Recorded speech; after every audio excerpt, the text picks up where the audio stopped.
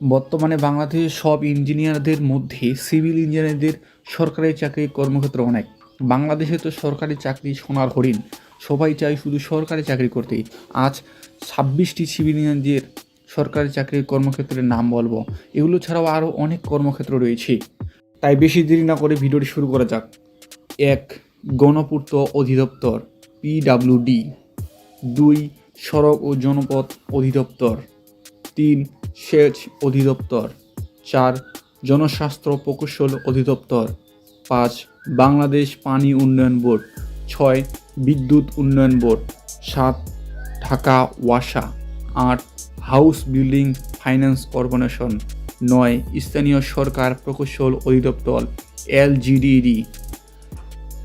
10. শিক্ষা প্রকৌশল অধিদপ্তর। 11. Dhaka electric supply authority. 12. ডাক ও টেলিযোগাযোগ মন্ত্রণালয়। 13. প্রত্নতত্ত্ব অধিদপ্তর। 14. দুর্যোগ ও ব্যবস্থাপনা ও ত্রাণ মন্ত্রণালয়। 15.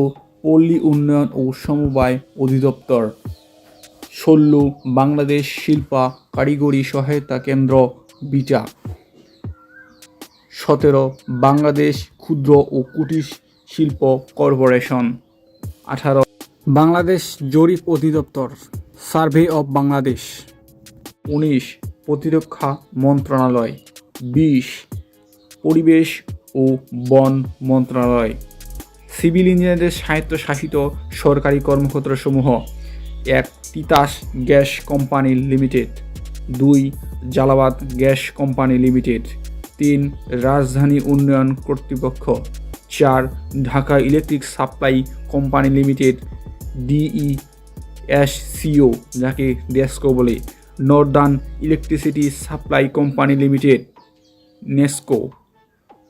Electricity generation of Bangladesh EGCB। 20+6টি, সর্বমোট 26টি কর্মক্ষেত্র। আপনি কোথায় চাকরি করতে চান সেটা কমেন্ট করে জানাবেন। আজকের ভিডিওটি এই পর্যন্তই।